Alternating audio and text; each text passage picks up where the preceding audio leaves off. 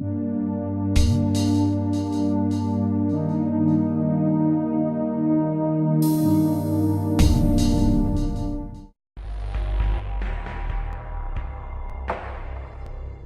are the facts.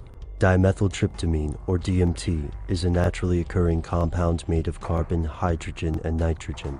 Think of it as a cousin to serotonin.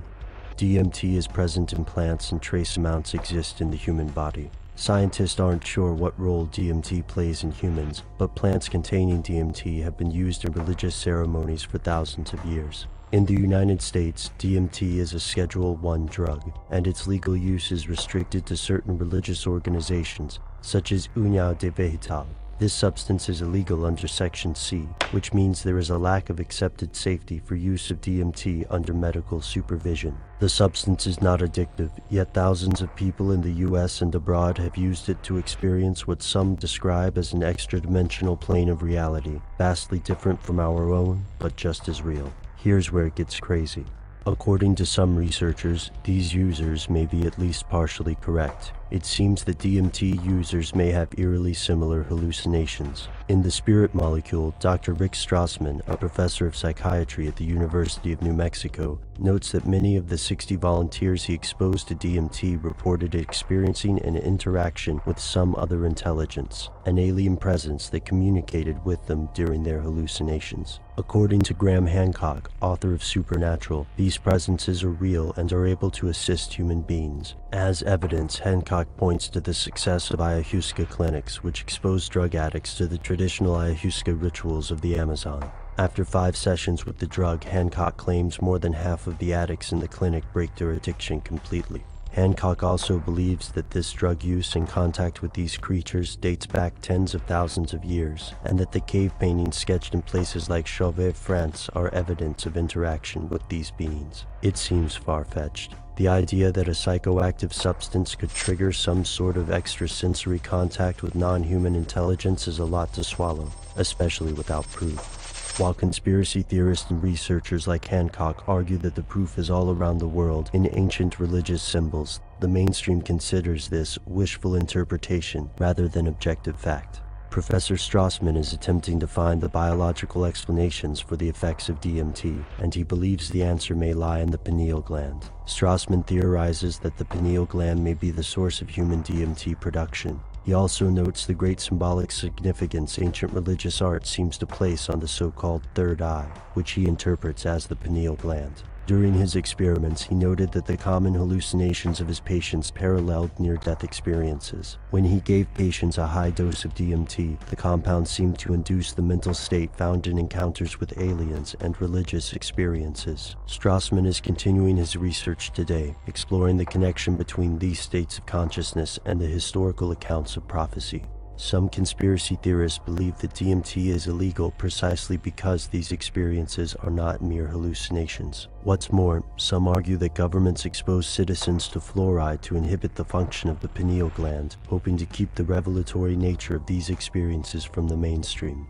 Yet it's difficult to believe that a vast government conspiracy this strange could exist without solid proof. And the current scientific research seems to produce more questions. Why does DMT occur naturally in the human body? Why do high amounts of DMT cause users to experience such similar, lucid hallucinations? Is DMT just a powerful hallucinogenic substance, or something else? Something that ancient civilizations have used for centuries, and modern science has only begun to rediscover. In this video, I'll be discussing the various interpretations of the third eye and its connection to our so-called reality and dream worlds. Let's start with the pineal gland. The pineal gland is a small organ shaped like a pine cone, hence its name, which I'll get into later. It was also the last endocrine gland to have its function discovered.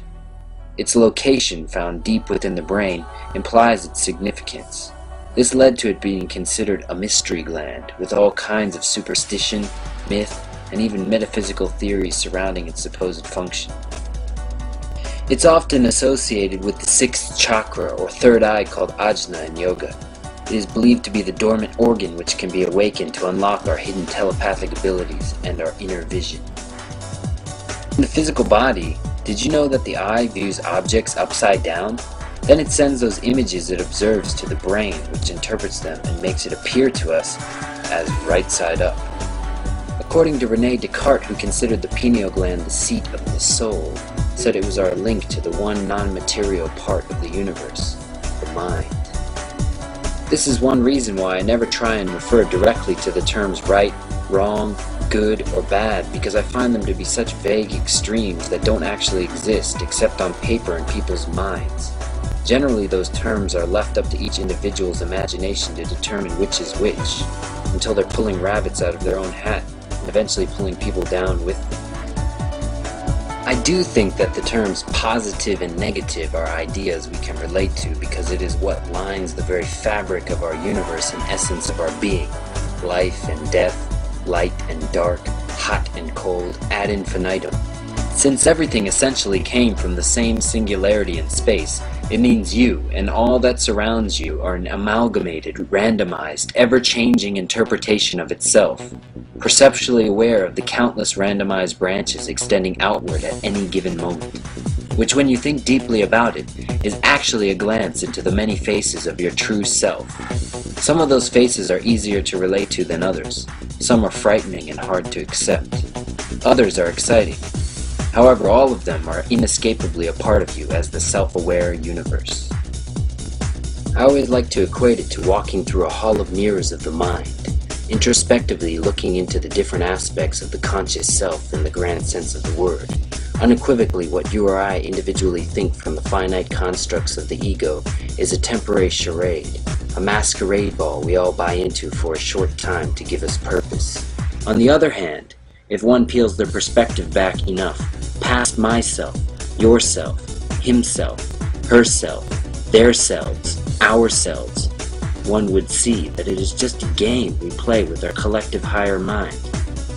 When we step back into the discourse of the duality, however, we collectively demonize and burn people at the stake to continue forward with confidence in a given random direction, as we perpetually find ourselves caught in the eternal dance between a 1 and a 0.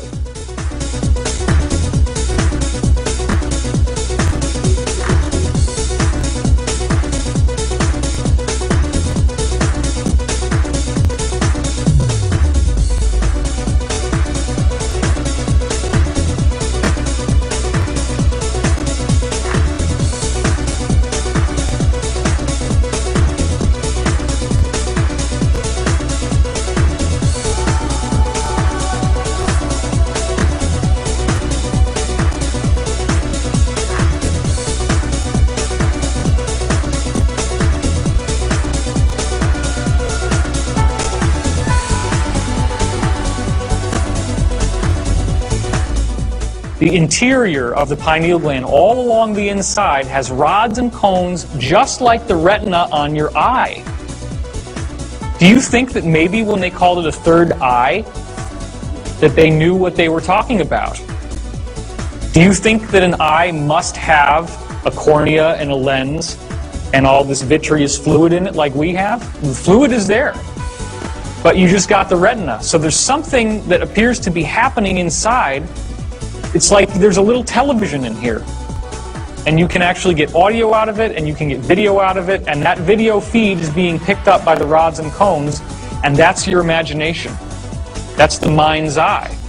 You actually have a retina. Have you noticed that when you visualize something strongly enough, that you really do see it? You can close your eyes, but you're still seeing things. This is where it's coming from. If you visualize something strong enough from your third eye, it becomes a reality. This is Mei, the kanji, for your third eye. Let's look at its construction. You see the wall-shaped crown, the sun, and the lid which opens up at the bottom. To help you understand it more visually, if you open up the lid to your crowned sun, I'll say it again, if you open up the lid to your crowned sun, that is your third eye. This leads me to the next connection in that kanji character. If you look at the open lid, it's actually a number 6. Look at the left-hand side. There are 6 emotions, 6 senses, 6 directions, 6 classes of characters, and the universe also has a number 6 in it. And if you close the lid at the bottom of the left-hand side, you'll see it's closed. That's deceased, or the late, or dying. As you can see, there's a lot more to kanji than meets the eye, pardon the pun. Allow me to continue. If you put a regular eye next to your third eye on the left-hand side here, and then you think about it with imagination on the right-hand side here, you are in meditation. Nearly every ancient culture knew of the hidden powers of the pineal gland and what it does to connect us to this reality. If you still have a hard time grasping this, just look at the shape of the pineal gland versus the shape of the pine cone, the lotus flower, our universe, and how it folds in on itself.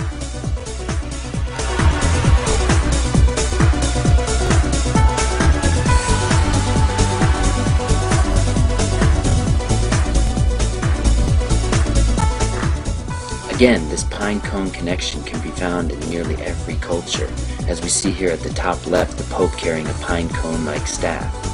In the upper right, Bacchus, a Greek god, carrying a pine cone staff as well. In the lower left, Buddha's head being shaped like a pine cone as he's reaching enlightenment. In the center, the statue found at the Vatican is a pine cone, taller than 2 or 3 people, one of the biggest found at the Vatican. This connection is unmistakable. The pharaohs, the Mayans, and nearly all the ancient cultures knew this connection of the pineal. Look at the lower right. You see the staff of Osiris carrying the pineal as well. The physical body of the pharaoh was rendered timeless, perhaps turned into an open gate, or perhaps a type of anchor. It was heavily supplied with all manner of spells, amulets, talismans, and other forms of magical protection. The strange practice of mummification still holds many mysteries. Why were some organs carefully preserved while the brain was scooped out and discarded? An unexpected insight into this question can be found in the work of Dr. Rick Strassman. His pioneering work has raised some very important questions about the pineal gland and its interaction with a strange hallucinogenic chemical known as DMT. Interestingly enough, Rick Strassman found this connection to Buddhism through DMT, and that being one of 49 days. You see, in Buddhism, 49 days after death is called bardo, and the soul hangs around for 49 days waiting for a new body. And in Rick Strassman's study, the 49-day connection was found with the fetus, and 49 days after conception, the presence of the pineal gland and DMT is found. This just further proves that the mystics, monks, and gurus knew what they were talking about when they thought about the third eye as the seat of the soul. Which really makes you think, those people we consider mental patients are crazy. Are they actually crazy, or are they seeing into higher realms of reality that we are not able to see under normal states of consciousness by unlocking this chemical DMT?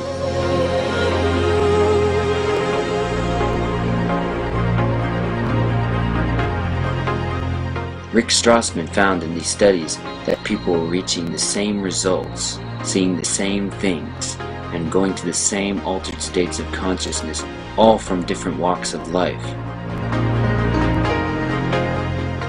Don't you think, if you haven't already, it's time to start trying to unlock your third eye so we can finally start to turn this ship around?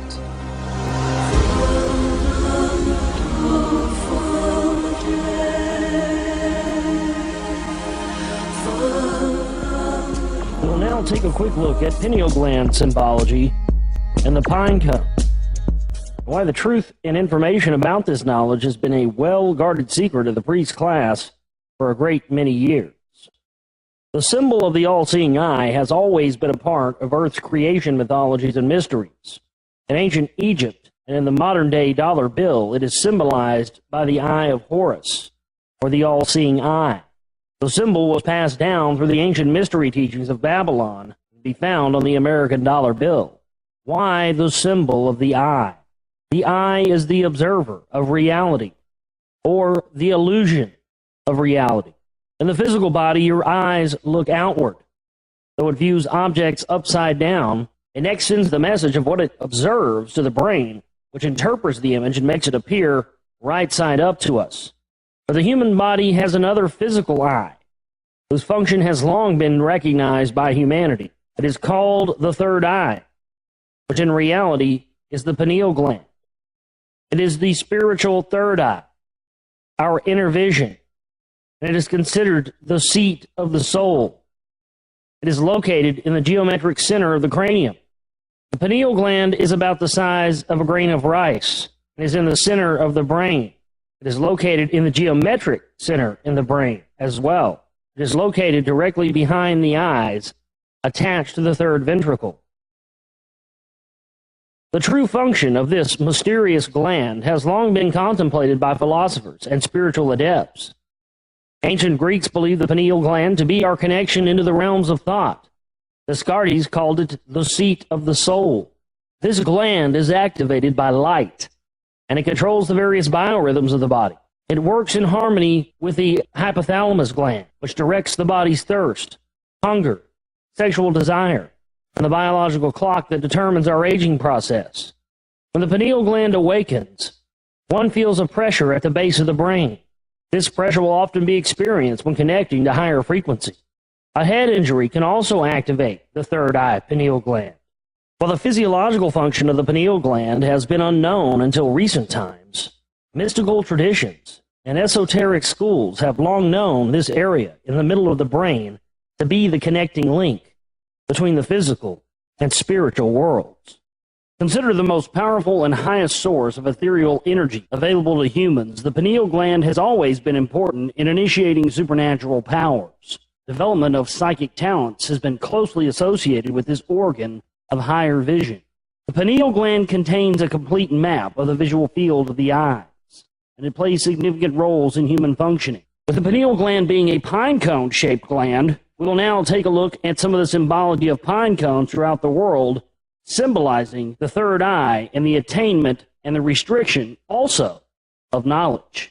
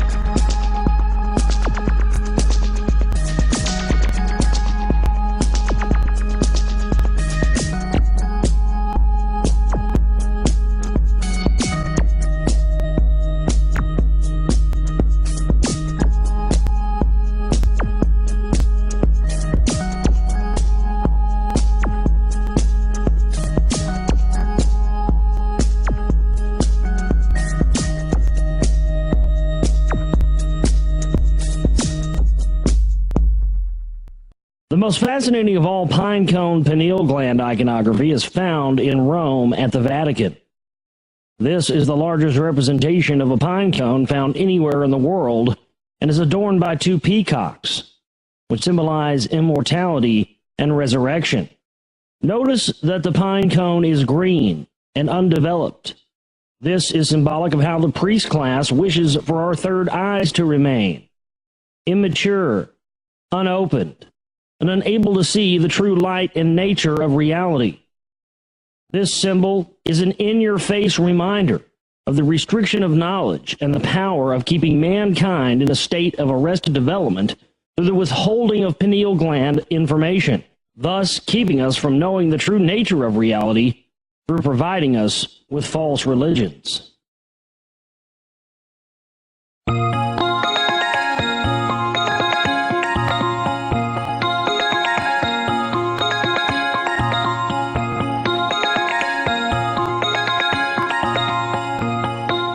DMT, or dimethyltryptamine, is a substance produced by the pineal gland that is believed to facilitate the traveling of the human soul in and out of the body. The human body is flooded with this substance at birth and at death, and also the 13th week of gestation of a newborn child, coinciding with the Tibetan Book of the Dead, and what it refers to as the exact time when a soul can incarnate in a new body on earth. DMT has been associated with near-death experiences and shamanistic travels into the spirit world by its ability to take a person's soul into non-material realms of reality. Strange enough, DMT also has a cone shape when magnified underneath a microscope. Clinical studies of DMT have shown patients to contact alien and reptilian-like creatures who claim to be waiting for them during these experiences. Shamans have used ayahuasca, which contains DMT, to communicate with their quote-unquote gods for centuries. While science doesn't officially claim to know what DMT is actually for, research into dimethyltryptamine will show that this substance produced by the third eye allows a glimpse into realms beyond our 3D world. Buddhist monks spend lifetimes to know this power, and there is more to know on DMT than we have time to cover here.